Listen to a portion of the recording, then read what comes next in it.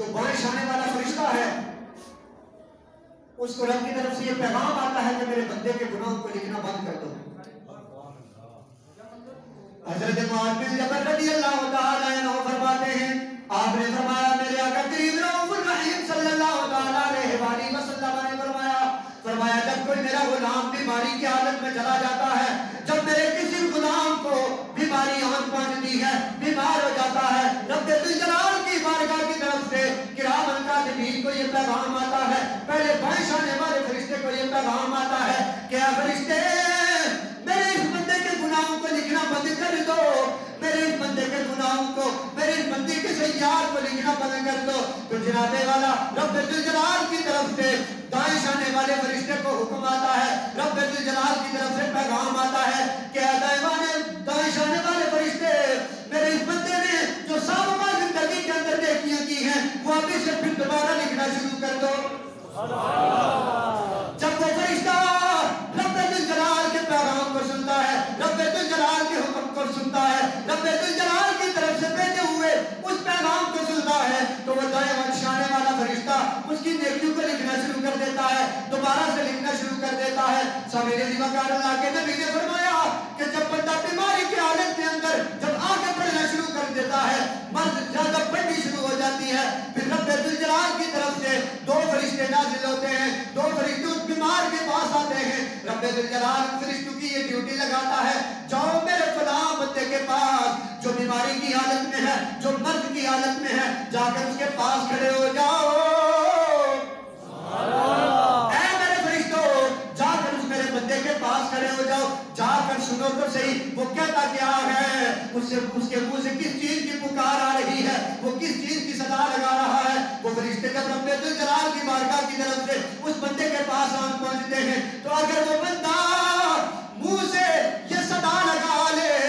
کہ سبحان اللہ, یا اللہ میں تیرا شکر ادا کرتا ہوں تو نے مجھے اس حال کے اندر رکھا ہوا ہے, پھر وہ فرشتے یہ صدا سن کر رب ذوالجلال کی بارگاہ کی طرف واپس چلے جاتے ہیں. جا کر اس کی بارگاہ میں عرض کرتے ہیں کہ اے کائنات کو پیدا کرنے والے رب,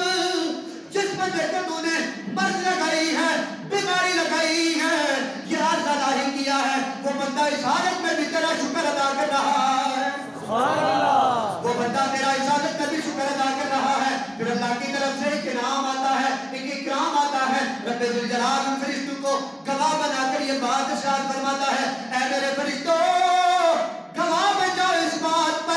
بات پر تم شاہد بن جاؤ کہ یہ تو میرا بندہ اس حالت کے اندر بھی میرا شکر ادا کر رہا ہے کہ اگر میں نے اس بندے کو اس بیماری کی حالت میں موت عطا کر دی تو اس موت کے بعد میں اس بندے کو جنت کے اندر داخل فرماؤں گا. سبحان اللہ. اگر اسی بیماری کی حالت کے اندر یہ میرا بندہ دنیا سے چلا آیا, اگر میں نے اس کو اپنی بارگاہ میں بلا لیا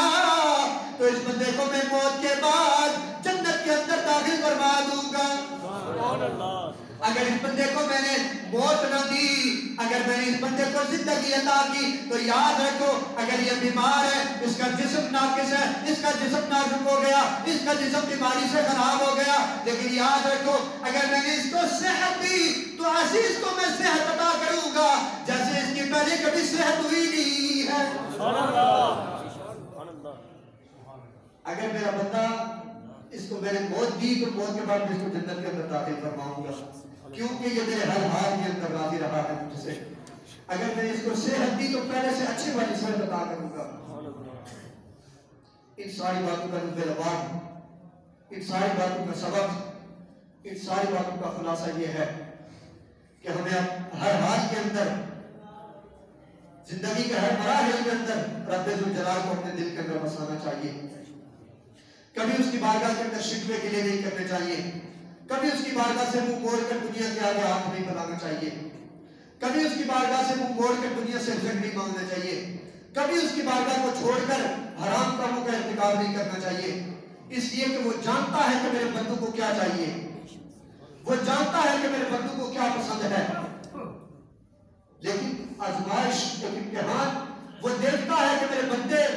میرے اس امتحان پر کتنا صبر کرتے ہیں. جب بندہ صبر کر لیتا ہے, اس کی بات کو پورا کر لیتا ہے, رب ذوالجلال اس بندے کو دگنا پھل عطا فرماتا ہے. اللہ تعالیٰ مجھے اور آپ سب کو صبر کرنے کی، ہر مصیبت کے اندر رب ذوالجلال کو اپنے دل و دماغ کے اندر بسانے کی توفیق رفیق عطا فرمائے۔ وما توفیقی الا باللہ رب العالمین۔